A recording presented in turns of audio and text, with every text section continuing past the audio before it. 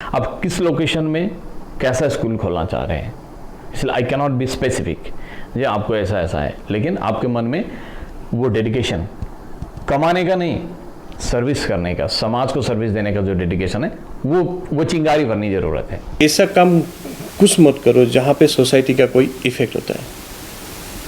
और अगर कोई दूसरा लाइन में जा रहा है, उन लोग को बुला के सही रास्ता में लेके जाओ। अगर उसको ना ला पाओ, लेकिन खुद मत जाओ, खुद सही रास्ता में चलो।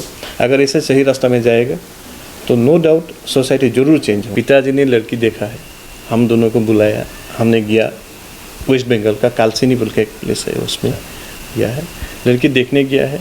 हमने कभी ये नहीं कर पाएंगे पिताजी ये अच्छा नहीं लगा बोल के हम कभी नहीं बोल पाएंगे, क्योंकि हम लोग का घर का संस्कार ही ऐसे है जो कालसर में हमने बढ़ाया है। We always have to obey our parents.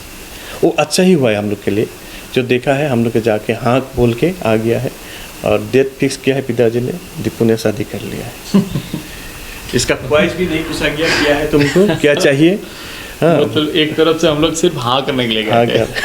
वहाँ सिर्फ हाँ करने के लिए आप लोग गए थे। तो नमस्कार, फिर से आप सभी का स्वागत है हमारे YouTube चैनल एंटरटेन असम में। और आज हम आकर मौजूद हुए हैं बोड़गांग में, और बोड़गांग में हम एक ऐसे व्यक्तित्व से आपका मुलाकात करवाने वाले हैं जिन्होंने काफ़ी कम उम्र में काफ़ी कुछ हासिल कर लिया है। और एकेडमिक लाइन में मैं ये बात कहूँ तो ज़्यादा बेहतर रहेगा। आप यहाँ बोर्ड देख सकते हैं, ये है आपका ज्ञानम एकेडमी सीनियर सेकेंडरी स्कूल। इसके जो मालिक हैं आज हम उनसे आपको मिलवाएंगे और थोड़ा सा हम उनसे इंस्पायर हुए हैं। उम्मीद करते हैं कि आपको भी थोड़ा सा इंस्पायरेशन ज़रूर मिलेगा उनसे।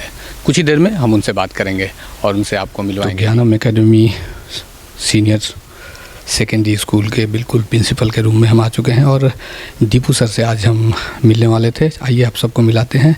बिल्कुल मैं करीब हूँ। सर मैं कमिंग? प्लीज़ कम इन, आइए। सर कैसे हैं? बस बढ़िया, आपको बताइए। हम लोग का बस चल रहा है सर। तो और सब बताइए आपका कैसा चल रहा है? अभी स्वर्ग की कृपा से सब ठीक ठाक है, चल रहा है, ज़िंदगी की गाड़ी चली जा रही है। और बाकी घर में बस बढ़िया, सब ठीक है, सब अच्छे हैं। फैमिली मेम्बर्स के बारे में थोड़ा सा शुरुआत में हम जानना चाहेंगे। घर में पिताजी हैं, माँ है और वाइफ है, एक बेटी है जो क्लास 5 में पढ़ती है, बेटा क्लास 1 में है, इसी स्कूल में है। इसी स्कूल में पढ़ती हैं।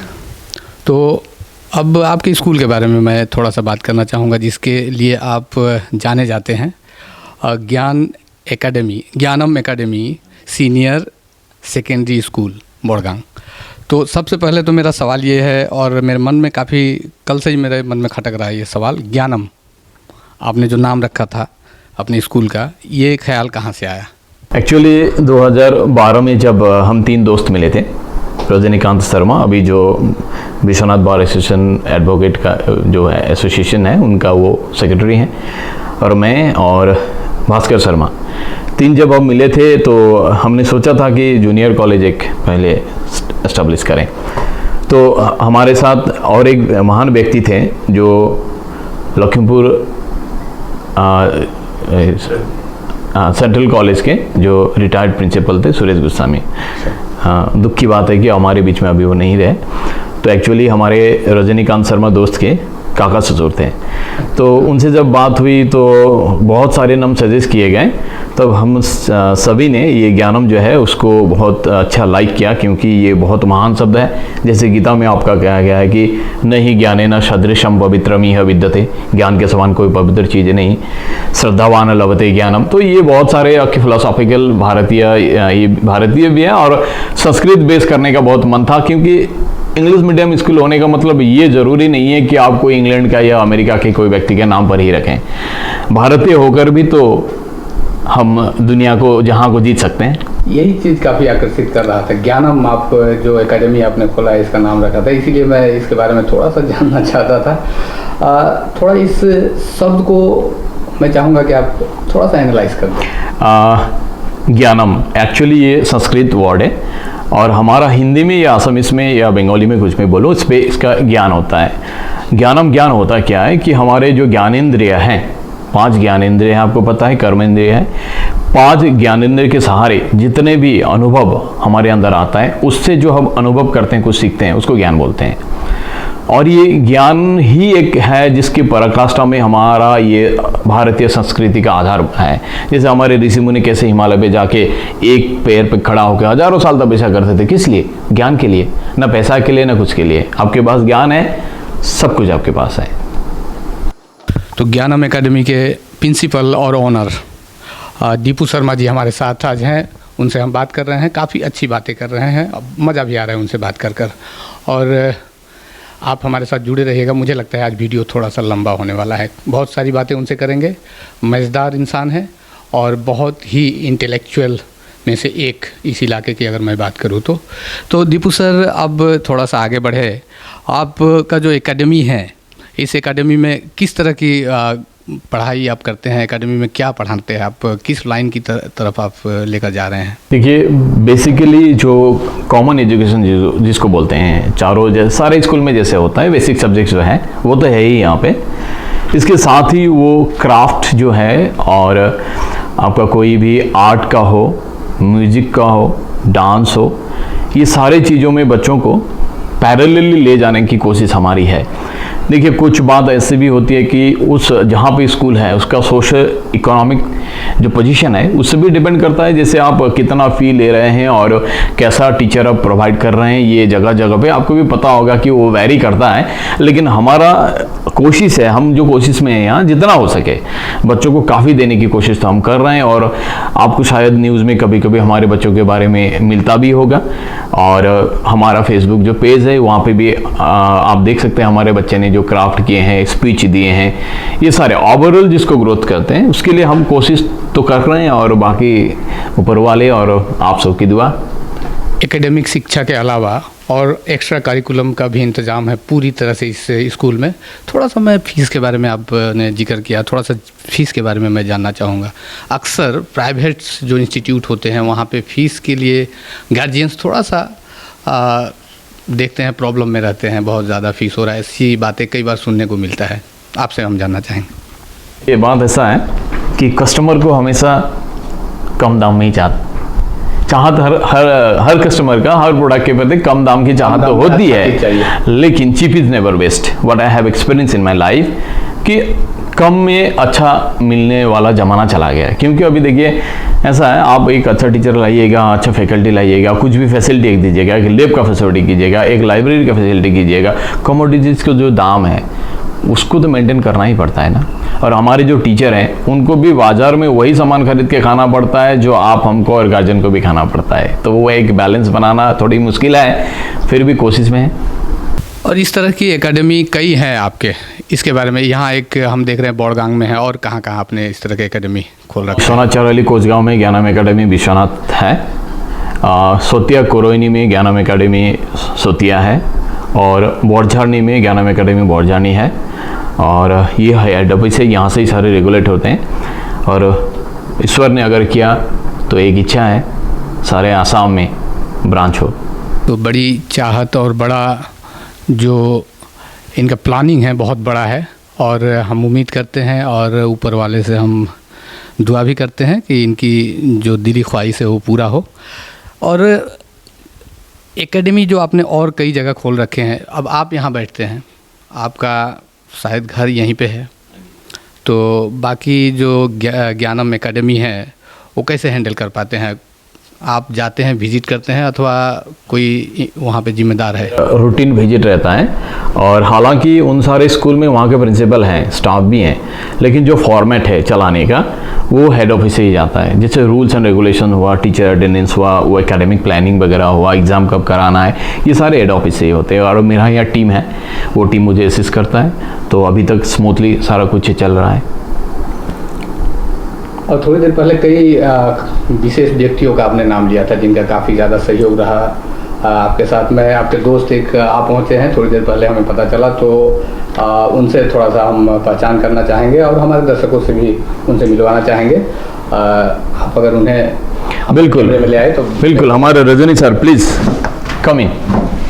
ये हमारे अजीज दोस्त, और ज्ञानम एकेडमी हम एक्चुअली पार्टनर कहें भी तो ख़राब नहीं होगा, पार्टनर भी हैं, सब कुछ है। ये रजनी शर्मा सर। तो रजनी शर्मा सर, आपका भी स्वागत है हमारे यूट्यूब चैनल एंटरटेन असम में। और आप लोग दोनों एक साथ काम करते हैं, दोस्त भी हैं, ऐसा अभी दीपू सर ने बताया। तो मज़ा आता होगा आप लोगों को काम करके साथ? ज़रूर मज़ा आता है, क्योंकि दोस्त तो अभी तक 40 इयर्स हो गया दोस्ती।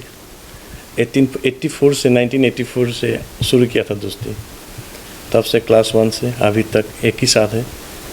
देखते हैं, ये लॉन्ग टर्म प्रोसेस दोस्ती हर किसी का, लेकिन टिकता नहीं। वही तो मैं हैरान हो रहा हूँ कि इतना दिन दोस्ती दरअसल टिकता नहीं। और कई बार दोस्ती होता भी है तो दूर चले जाते हैं, कई बार दूर चले जाने के बाद थोड़ा सा दोस्ती में दरार आ जाती है। और रजनी सर जब हमसे जुड़ चुके हैं, तो रजनी सर पहले थोड़ा सा आप अपने बारे में बताएं। मेरा घर यहाँ पे ही है, बड़गांग में। अभी फ़िलहाल मैं एज एडवोकेट प्रैक्टिस कर रहा हूँ बिजनेस शैली कोर्ट में। और इस ज्ञानम का एस्टैब्लिशमेंट में दीपू सर और मेरा और दोस्त भास्कर सर था, और तीनों हमने शुरू किया था। वही एक एम्बिशन है हम लोग का, हम लोग का ये जो एरिया है ये थोड़ा बैकवर्ड है, एजुकेशन सेक्टर में बैकवर्ड है। तो हम लोग का ही ख्वाहिश था कि हम लोग थोड़ा इसको और बढ़ा सकते हैं, इसीलिए हम लोग शुरू किया। और यहाँ का लोगों ने हम लोग को बहुत बेसी सपोर्ट किया है। मतलब शिक्षा के क्षेत्र में कुछ करने का और नए अवसर पैदा करने का आप लोगों का जो इच्छा है, ईश्वर इसे कामयाब करे। बहुत अच्छा लग रहा है बात करके। आज दो विशेष व्यक्ति हमारे कैमरे में हैं। आज हमने उन्हें जकड़ रखा है अपने कैमरे में, इतना जल्दी छोड़ने वाले भी नहीं हैं। दीपू सर, मुझे पता चला है कि आप गवर्नमेंट जॉब करते थे, उसके बाद आपने एकेडमी खोलने का इरादा किया और आपने खोला भी, और आप बहुत ज़्यादा सक्सेस भी हैं अपने इस लाइन में। तो उसके बारे में थोड़ा सा आप बताइए। रजनी सर भी हैं आपके बचपन के दोस्त, उनसे भी हम जानना चाहेंगे। तो बेहतर आप रजनी सर से पूछेंगे तो इसका आपको जवाब अच्छा मिलेगा। जी सर, रजनी सर आप ही बताइए ज़रा, ये क्या माजरा है? सरकारी गवर्नमेंट जॉब छोड़ के उन्होंने प्राइवेट सेक्टर में ट्राई किया। पहले जब हमने शुरू किया था उसी टाइम में 2012 में हमने शुरू किया था स्कूल। 2012 में तब दीपू सर गवर्नमेंट मैंने स्कूल में नौकरी में था, टीचर था। तो 2012 से वो काम कर रहा है, लेकिन वो एक्टिवली नहीं कर पा रहा था। जितना मुझे मालूम है दीपू सर के बारे में, शायद दूसरा आदमी को ऐसा मालूम नहीं होगा, क्योंकि he have some ambition, do something different. वही से जो उसका जो जॉब था, मैंने देखा है जो he is not satisfied with his service. जो आदमी सर्विस से सेटिस्फाइड नहीं होगा तो वो ही can not fulfil his dream now at that time. तो उसको मैंने बोला तो ठीक है, नौकरी है ठीक है, लेकिन हम लोग रिस्क लेते हैं, देखते हैं क्या होता है। उसमें 2018 में वो उसका गवर्नमेंट जॉब छोड़ दिया। उसके बाद आके ज्ञानम में full fledged being a principal join किया। लेकिन 2012 से ही वो था, 2012 से ही था। 2012 से हम लोग साथ में ही काम कर रहा था, लेकिन he can not give his 100% to the ज्ञानम।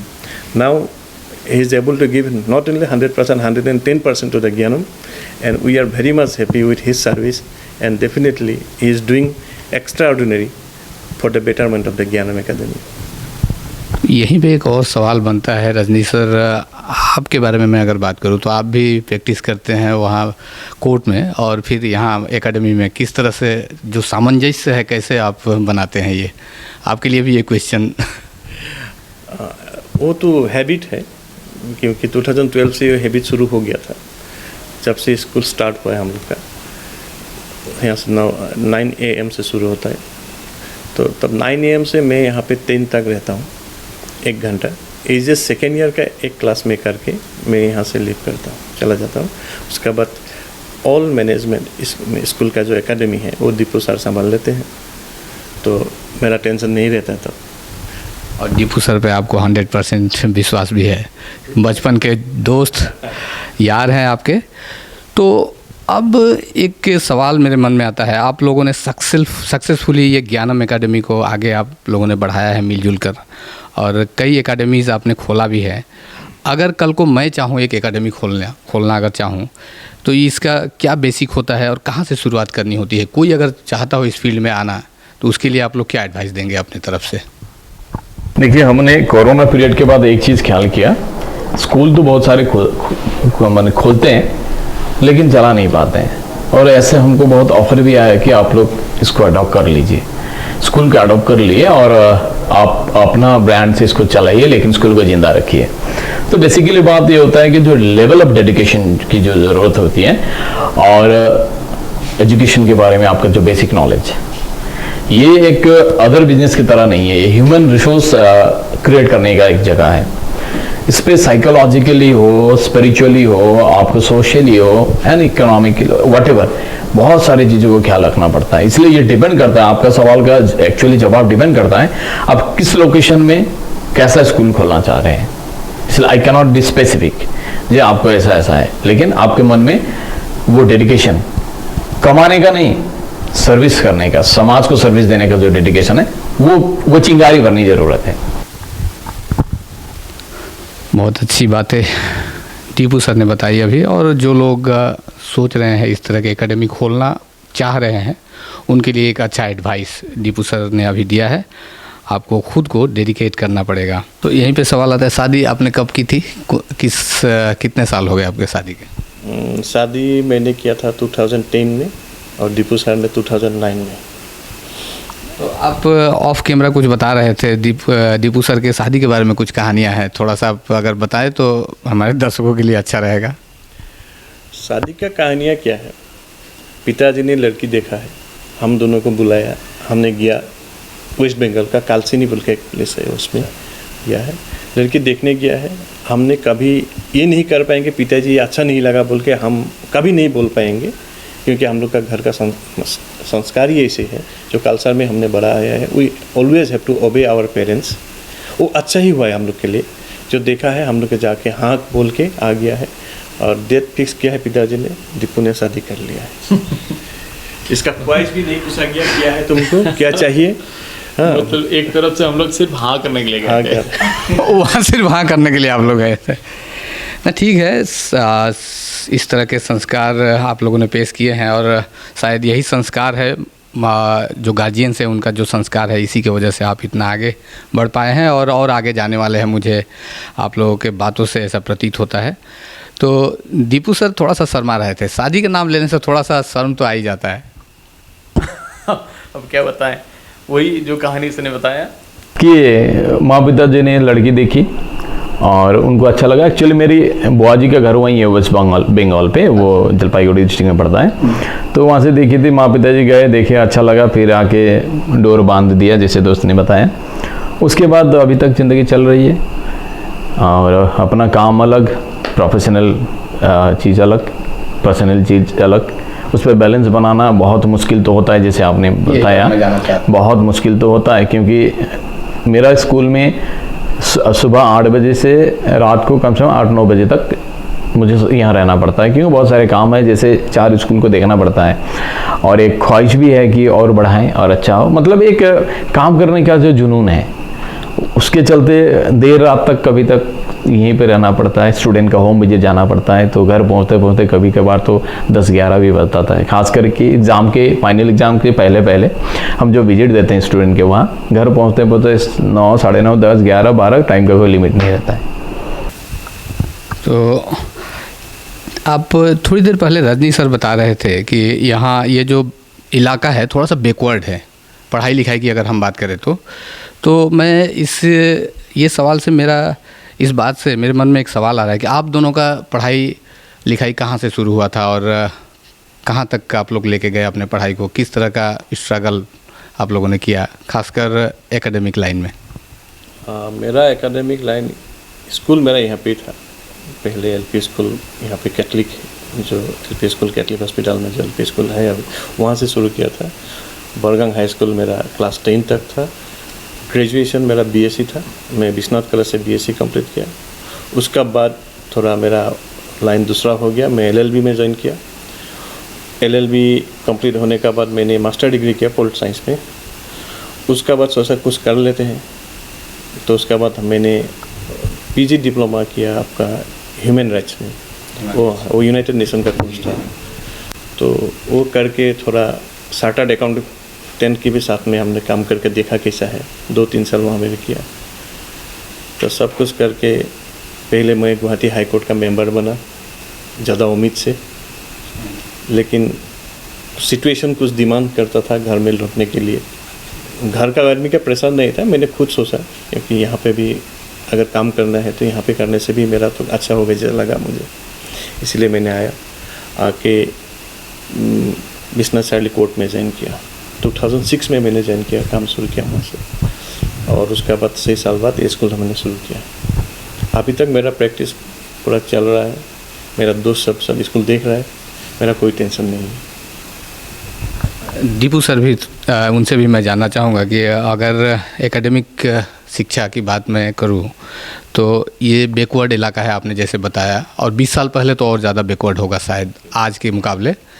तो आपने कहाँ से शुरुआत की और कहाँ तक आपने पढ़ाई की? बिल्कुल आपने सही कहा। जैसे अभी भी मुझे याद है 1994 में जब हमने मैट्रिकुलेशन किया था, हम क्लास में जितने बच्चे थे सारे ने मैट्रिक फाइनल नहीं दिया। तब ज़माना ही ऐसा था, कुछ कम ही स्टूडेंट थे जो आगे की पढ़ाई करते थे। तो शायद हमारा घर का संस्कार भी था और वो जुनून भी थी, जिसके चलते हमने शुरू की। हम दोनों साथ ही पढ़े हैं एलपी स्कूल, उसके बाद बोरगंग हाई स्कूल ये बगल में ही जो है हमारे स्कूल के बगल में ही है, वहाँ से 1994 में हमने मैट्रिकुलेशन किया। उसके बाद हम दोनों साथ हायर सेकेंडरी विश्वनाथ कॉलेज से हमने किया। उसके बाद मैं चला गया तेजपुर कॉलेज, इंग्लिश ऑनर्स में मैंने ग्रेजुएशन किया। और पता नहीं क्या हुआ था कि कुछ साल तक मैं पढ़ाई से बहुत दूर चला गया, कहीं बिजनेस करना, ये करना, उधर उधर ये आया था।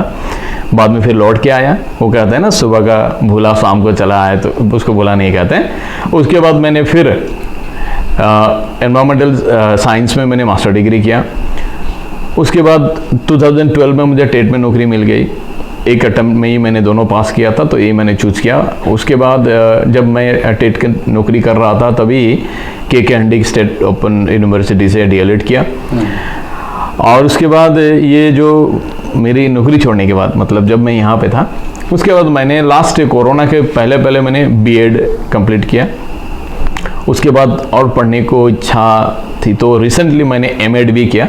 अच्छा। महर्षि दयानंद यूनिवर्सिटी से। अच्छा। और रिसेंटली फिर मैंने इग्नो से इंग्लिश में मास्टर डिग्री किया। रिसेंटली आज 20-25 दिन पहले रिजल्ट भी आया है। तो अगर देखें तो डीएलएड, बीएड, एमएड और 2 सब्जेक्ट में मास्टर डिग्री कंप्लीट किया अभी तक। तो अब दीपू सर और रजनी सर जबकि हमारे साथ हैं, मैं ज्ञानम की अगर अचीवमेंट की मैं बात करूं, ज्ञानम एकेडमी की अचीवमेंट की, बहुत ज़्यादा लंबा सफ़र आप लोगों ने अभी तय किया नहीं है। 2012 से आपने इस एकेडमी को चलाया है, लेकिन इस छोटे से वक्त में 10-11 साल शायद हो गए। आप अचीवमेंट की अगर मैं बात करूं तो आप क्या बताना पसंद करेंगे? देखिए, बीइंग अ टीचर, हमारे बच्चों की अचीवमेंट ही हमारी अचीवमेंट है। तो हम देखे हैं कि हमारे यहाँ से निकले हुए बच्चे अभी किसी को रेलवे में, किसी को पुलिस में, किसी को इंटेलिजेंस में, एसएसबी में, टेट टीचर तो बहुत बने हुए हैं हमारे यहाँ से निकले हुए हैं। और बिजनेसमैन भी बहुत अच्छे बने हुए हैं। किसी का फार्म है, कोई दुकान अच्छा शोरूम लेके भी चला रहा है। जैसे बिहाली में ही अजय ठाकुर हमारा एक स्टूडेंट है, उसने भी वो अपने यूट्यूबर से भी सक्सेस है, अपना बिजनेस से भी सक्सेस है। तो हम चाहते हैं कि नौकरी करना ही ज़िंदगी की सक्सेस नहीं है। आप कहीं जाके स्टेब्लिश हो जाए और आपकी जो डेली नीड है आप उसको फुलफ़िल कर सको, प्लस सोसाइटी को कुछ दे सको। तो उस तरह से अगर देखा जाए तो हम बताएं को कहेंगे कि अचीवमेंट हमारा बुरा नहीं है। और एकेडमिक अचीवमेंट के बारे में अगर हम बताएं हमारे स्कूल की, तो 2012 में जब पहला रिजल्ट हमारा आया, भागीरथ ग्वाला बोल के हमारा एक स्टूडेंट है जिसको अभी टेट में नौकरी मिली है, वो बरपेटा में है। वो क्लास 10 मैट्रिक में 38% लेके आया था, जिसको 76% 4 में लेटर मिला था, मतलब 200% इंक्रीमेंट। वैसे बहुत सारे बच्चे हैं जिनको मैट्रिक में, जैसे जो बच्चे हमारे यहाँ मैट्रिक नहीं लिखते हैं, दूसरे स्कूल से यहाँ आते हैं, ऐसे हर साल आपको मिलेगा रिजल्ट में कि मैट्रिक में 3rd डिवीज़न है या 2nd डिवीज़न है। हायर सेकेंडरी में हमारे यहाँ से स्टार और डिस्टिंक्शन उसको मिला है और एक लाइफ चेंजिंग एक्सपीरियंस उसको यहाँ मिला है। इसलिए हमारे जितने भी एक्सिस्टेंट है, कभी आपको मिला तो आप बातें कीजिएगा।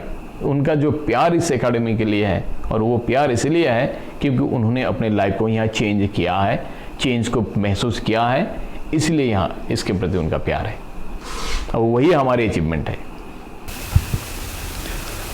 बहुत अच्छी बात दीपू सर बता रहे थे। और अब हम बिल्कुल हमारे इस वीडियो के अंत में आ चुके हैं। अंत में मैं रजनी सर और दीपू सर दोनों हैं। अंत में आप क्या कहना चाहेंगे? कि स्कूल का मकसद क्या है, एम क्या है? शिक्षा। लेकिन अगर आदमी अच्छा नहीं हो तो शिक्षा लेके क्या करेंगे? एक गुड ह्यूमन बीइंग हम लोग का पहले मोटो है। यहाँ पे रहेगा, हम लोग यही देने के लिए कोशिश करेंगे, एक अच्छा आदमी बनो, उसका बाद नौकरी करो, बिजनेस करो, अलग चीज़ है। ये बहुत ज़रूरी है, आदमी अच्छा बनना पड़ेगा। You have to protect your family. पिता माता घर में जो रहेगा उन लोगों का ख्याल रखो, घर का लाइबिलिटी लो, भागना नहीं है।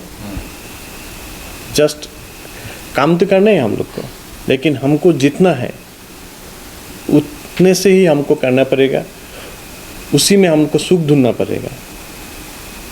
अच्छा आदमी बनना पड़ेगा। अच्छा आदमी जो बनेगा वो कोई ना कोई रास्ता ढूंढ लेगा और उसको भगवान भी सपोर्ट करेगा। यही हम लोग का पहला मोटो, अच्छा आदमी बनना पड़ेगा। अच्छा एजुकेशन लो, ऐसा काम कुछ मत करो जहाँ पे सोसाइटी का कोई इफेक्ट होता है।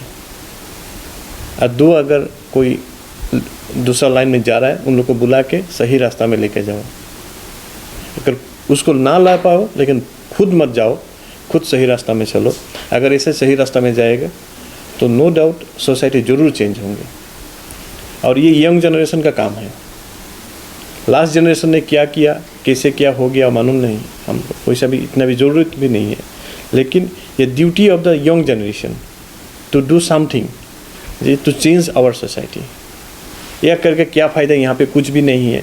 This is negative thinking. यहाँ पे सब कुछ है, काम करो, वो खुद ब खुद डेवलपमेंट होके जाएंगे। अच्छा आदमी बनना पड़ेगा। तो काफ़ी अच्छी बात रजनी सर ने बताई। और अंत में मैं दीपू शर्मा जी से जानना चाहूँगा कि उनका आखिरी बाइट क्या होगा। वो कहावत है ना, कौन कहता है आसमान पे छेद नहीं हो सकता? कौन कहता है आसमान में छेद नहीं हो सकता? एक पत्थर तो तबीयत से उछालो यारो। कभी एक मैंने सपना देखा था ये कहकर कि डीपीएस अगर असम में खुल सकता है तो ज्ञानम एकेडमी दिल्ली में खुल सकता है। और यही ड्रीम को चेस करते करते मैं यहाँ तक आ चुका हूँ। और आज ये नौबत भी आ चुकी है कि एंटरटेन अहम हमारे यहाँ आई है शुभकामनाएं देने।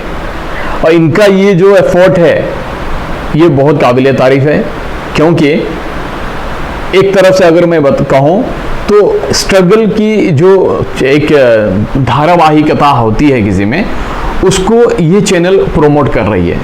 तो ये एक बहुत बड़ा सोशल सर्विस भी है।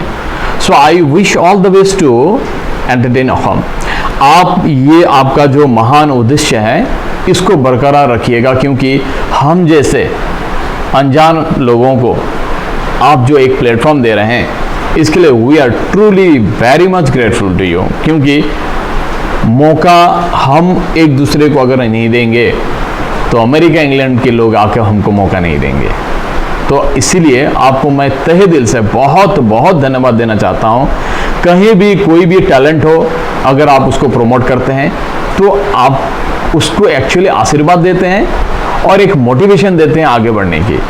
तो ये काम भी छोटा मोटा काम नहीं है। जिसका दिल बड़ा ना हो ना, वो दूसरे को प्रेज नहीं कर सकता है। एक प्रकार से आप लोग हमको प्रेज करने आए क्योंकि आपका दिल बड़ा है। और ये चीज़ हमेशा रखिएगा, क्योंकि और बहुत सारे हैं जिनको मोटिवेशन की ज़रूरत है। हम तो यहाँ तक आ चुके हैं, हमको ट्रेस करके आने वाले बहुत सारे हैं और थक हार जाते हैं। वो थक हार ना जाए और कामयाबी की सीढ़ी को आगे तक ले जा सके, उस पर आपका ये असिस्टेंट बहुत मायने रखता है। इसलिए I would like to thank you so very much, क्योंकि आप हमारे यहाँ आए, हमसे मुलाकात की, बातें की, बहुत अच्छा लगा। आपके पूरे टीम को बहुत बहुत थैंक यू। जब भी कोई मौका मिले ज़रूर आइएगा, और हमसे अगर कोई सेवा की ज़रूरत हो तो बिल्कुल हमें बेझिझक बताइएगा। Thank you very much. बहुत बहुत धन्यवाद दीपू सर, काफ़ी अच्छी बातें उन्होंने की। तो यहीं पे हम आज का ये वीडियो समाप्त करना चाहते हैं। अगर इस ये वीडियो अगर आपको पसंद आता है तो इसे लाइक ज़रूर कीजिएगा और शेयर कीजिएगा। और अगर हो सके तो हमारे एंटरटेन असम यूट्यूब चैनल को सब्सक्राइब करना ना भूलिएगा। धन्यवाद।